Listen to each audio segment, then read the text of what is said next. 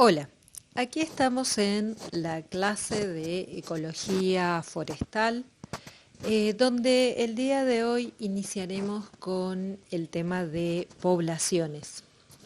Anteriormente vimos el concepto de ecología, ecosistemas, especies, comunidades, algunas interacciones dentro de las comunidades. Vimos también factores bióticos y abióticos, el concepto de nicho. Y bueno, ahora veremos el concepto de poblaciones y sus principales características. En la ecología de poblaciones tiene que ver con el estudio de los factores que influyen en el número y la estructura de una población. Con el fin de estudiar las poblaciones, un ecólogo debe tomar muestras y utilizar métodos específicos para estimar el tamaño poblacional de las especies no móviles, como las plantas, y de las especies móviles, como los animales en la naturaleza. El crecimiento de una población puede verse afectado por factores abióticos, bióticos, y el aumento de una población sigue un patrón que puede convertirse en algún tipo de modelo. Entonces, a continuación, lo que veremos es la definición de población. Entonces, se llama así al grupo de individuos de una misma especie que ocupan un área determinada, que realizan intercambio de genes, tienen aptitud reproductiva, tienen persistencia, es decir, la probabilidad de dejar descendencia por periodos prolongados, y capacidad de adaptación. Las poblaciones tienen atributos biológicos, ¿sí?, y atributos colectivos. Entre los atributos colectivos que veremos tenemos la biomasa, que es el peso de la materia fresca o materia seca de los organismos que forman la población por unidad de superficie o volumen. Por ejemplo, cuando nosotros decimos 500 toneladas por hectárea de madera, tantos kilos de carne por metro cuadrado de galpón de pollos, por ejemplo. Otro atributo colectivo es la densidad, que es la magnitud de la población en relación con alguna unidad de espacio. Esta magnitud puede ser expresada en número de individuos, ¿sí?, donde la unidad de espacio puede ser la superficie o el volumen. Por ejemplo, nosotros tenemos, normalmente escuchamos 200 pinos por hectárea, ¿sí?, o podrían ser 13 cangrejos por metro cuadrado, o 2 cabezas de ganado por hectárea.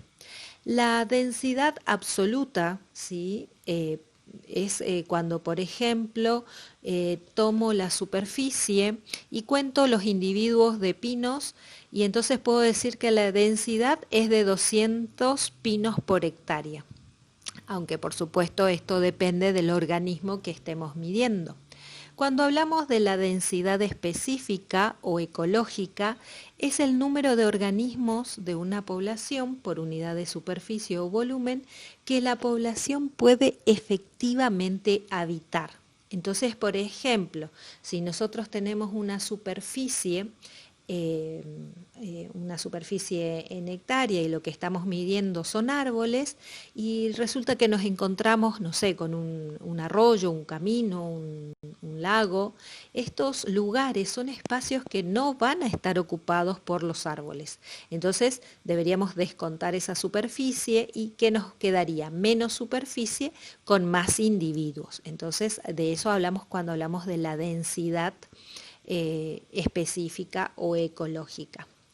La valoración de la densidad de una población no siempre resulta tan sencilla, y de ahí es que exista una serie de métodos diferentes como para poder contabilizar o valorizarla. Entonces, por ejemplo, tenemos el censo directo o conteo total, ¿sí?, que es aplicable a zonas concretas en el caso de organismos de gran tamaño, que por ejemplo los árboles de un bosque, grandes mamíferos que forman grandes grupos en áreas muy concretas. El muestreo por cuadrantes, el método de marcado y recaptura, que significa que este en particular se utiliza para casos de animales donde se captura una muestra de la población, se marca y se la suelta, y en una nueva captura de individuos se observa la proporción de individuos marcados de la muestra, pudiendo así calcularse la densidad de la población total. ¿Sí? Entonces, de alguna forma, ese es un método también para calcular densidad. Otro atributo colectivo de la población es la natalidad, ¿sí? Que también es la aparición de nuevos organismos en una población, ya sea por nacimiento, eclosión, germinación. Y por lo tanto es una propiedad referida a la población y no a los organismos aislados. Y tenemos dos tipos de natalidades, la máxima absoluta o fisiológica y la ecológica o real. La primera es la producción teórica máxima de nuevos individuos sin que intervenga ningún factor ambiental limitante, excepto los propios factores fisiológicos. Y la natalidad ecológica o real tiene que ver con el aumento de organismos de una población, pero en condiciones reales o específicas, y esta no es constante, ya que puede variar con los factores ambientales y con la composición misma de la población. Asimismo, tenemos la definición, otro atributo, que es la mortalidad, cuya definición es la desaparición por muerte de los individuos de una población, y de forma análoga, como ocurre con la natalidad, puede haber una mortalidad mínima o teórica, cuando la desaparición por muerte de los organismos de una población se realiza en condiciones ideales, es decir, sin ningún factor ambiental limitante, excepto los propios factores fisiológicos de la especie. Mientras que la mortalidad ecológica o real es aquella donde los individuos de una población mueren en condiciones reales, digamos. Esta es variable porque depende de la población y de los factores ambientales. La supervivencia, cuando hablamos de supervivencia, es 1 menos la mortalidad. El crecimiento poblacional es el aumento o la disminución del número de organismos de una población como resultado de la natalidad y mortalidad y también de la emigración e inmigración. El crecimiento se puede representar por medio de curvas características, una es en forma de J y la otra es en forma de S. Ahí pueden ver las dos curvas. Aquí en este caso podemos ver las dos curvas también, donde se puede ver que la curva en forma de J, de crecimiento exponencial, muestra que la tasa de crecimiento aumenta rápidamente a medida que se incrementa el número de individuos reproductores, y este crecimiento exponencial es característico de poblaciones pequeñas con acceso a recursos abundantes, lo que ahí en el gráfico ven como recursos disponibles. Este patrón de crecimiento exponencial se produce en un entorno ideal e ilimitado.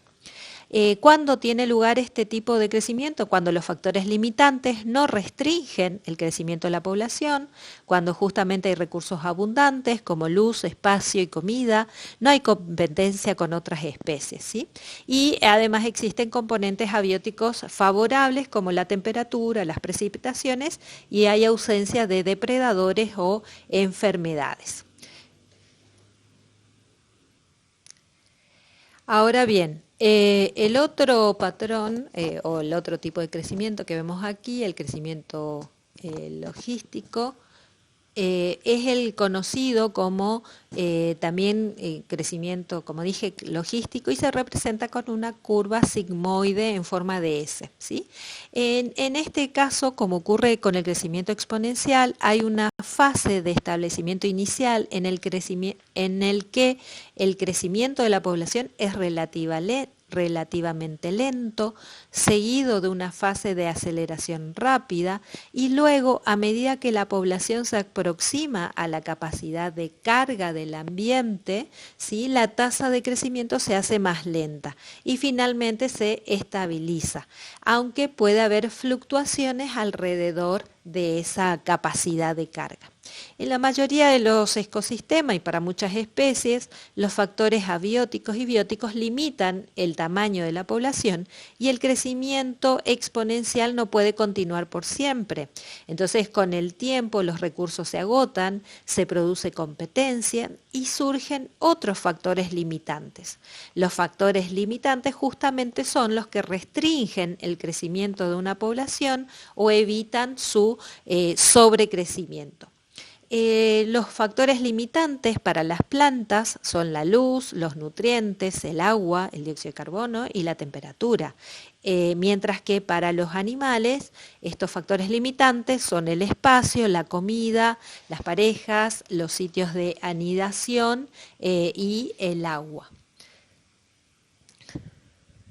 La ecología estudia la forma en que son reguladas las poblaciones mediante el número de individuos, ¿sí? Aquí vamos a representarlas con la letra N mayúscula.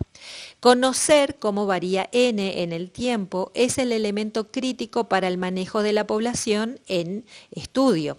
Entonces, el N actual es igual al N de antes más la natalidad menos la mortalidad más la inmigración menos la emigración. Conocer la natalidad y la mortalidad es imprescindible en estudios de poblaciones vegetales, además donde además se debe agregar la emigración e inmigración en poblaciones animales. El crecimiento, cuando hablamos de crecimiento de una población, tenemos que considerar un par de definiciones. Por ejemplo, el potencial biótico, que es la capacidad para reproducirse en condiciones óptimas. También tener en cuenta la resistencia ambiental, que son justamente estos factores bióticos y abióticos que impiden a los organismos alcanzar su potencial biótico. Con ellos también se puede calcular el crecimiento poblacional. Cuando hablamos de las poblaciones podemos pensar también en su distribución por edades, donde ahí aparecen lo que conocemos como pirámides poblacionales. Entonces vamos a tener ahí, pueden ver en la gráfica, tres tipos, digamos, de gráficos que vamos a explicar seguidamente. Entonces, los tipos de pirámides tenemos tres: progresiva, estacionaria y regresiva, donde estos tres tipos básicos de pirámides de población por edad y sexo sirven como para saber saber qué pirámide de población tiene un territorio nos permite saber más acerca de lo joven o envejecida que está esa población, el grado de desarrollo que posee, el porcentaje de, por ejemplo, mujeres respecto a hombres, y permite elaborar estadísticas sobre la población. Esto cuando nosotros nos referimos a poblaciones humanas. Entonces, tenemos los tres tipos donde la pirámide progresiva nos presenta una base ancha frente a los grupos superiores que se van reduciendo, consecuencia de una natalidad alta y de una mortalidad progresiva según la edad. Indica una estructura de población eminentemente joven y con perspectiva de crecimiento. Esta pirámide corresponde, en lo que es poblaciones humanas, normalmente a países subdesarrollados debido a las altas tasas de mortalidad y a una natalidad alta y descontrolada. En cambio, tenemos aquí las pirámides estacionarias, ¿sí?, o estancadas, donde se aprecia un equilibrio entre todos los grupos de edad, consecuencia de una natalidad y mortalidad que se mantienen sin variaciones significativas durante un periodo de tiempo largo. Estas pirámides son propias de países en vías de desarrollo, donde se ha empezado a controlar la mortalidad, pero la natalidad sigue siendo bastante alta. Esta pirámide se considera el paso intermedio entre una pirámide progresiva y una regresiva. La pirámide regresiva justamente es más ancha en los grupos superiores que en la base debido al descenso de la natalidad y al envejecimiento continuo de su población. Por lo tanto, su perspectiva de futuro es de descenso. En lo que es población humana, esta pirámide corresponde a los países desarrollados. Bien, pero no son las únicas formas, digamos, ¿no? Existen otras formas de pirámides, donde pueden haber realmente muchas formas de pirámides, que aquí no las vamos a mencionar, donde, por ejemplo, puede haber con mayor población de mujeres que de hombres, con altos índices de mortalidad o escasa natalidad, dadas, por ejemplo, por circunstancias de guerras, epidemias, migraciones, catástrofes naturales. Aquí en la gráfica pueden ver un ejemplo de una pirámide de una población desequilibrada a causa de una inmigración masiva de trabajadores hombres. Bien, en los patrones de distribución, que es la forma en la que se distribuyen los individuos de las poblaciones en el espacio, podemos tener patrones de distribución aleatorios, uniformes y en aglomerados, donde el primer caso es muy rara en la naturaleza, ya que necesitaría un medio totalmente homogéneo y que los individuos no mostraran ninguna tendencia a la agregación. En cambio, la distribución uniforme ocurre cuando existe una fuerte competencia entre los individuos o cuando hay un antagonismo que obliga a una separación regular entre ellos, mientras que la distribución en aglomerados es la más frecuente en la naturaleza y se produce por una tendencia a la agregación que hay en los individuos. Así tanto las plantas como los animales tienden a esparcir sus semillas o a colocar sus nidos o sus crías en sus proximidades o en el mismo lugar habitado por ellos. En este caso hay además una tendencia social a la agrupación. Así que les dejamos aquí una pequeña pregunta para que la vayan pensando sobre cuál es el beneficio de saber el patrón de distribución de las especies. A continuación veremos las gráficas, digamos, de estos patrones de distribución que dijimos recién, ¿no? El que es al azar, que es el del medio, ¿sí? El uniforme, que es el primero, y en aglomerados, el que es el tercero. Bien, para ir cerrando, la agregación se entiende por ella a la estructura interna de casi todas las poblaciones en un momento u otro, que se caracteriza por diferentes grados de agregación o aglomeración. Y el concepto de territorialidad, que tiene que ver si las poblaciones restringen las actividades a un área definida, llamada hogar, y este espacio no se superpone con grupos antagónicos, se llama territorio. Muy bien, por ahora es todo y seguimos en una próxima clase. Muchas gracias.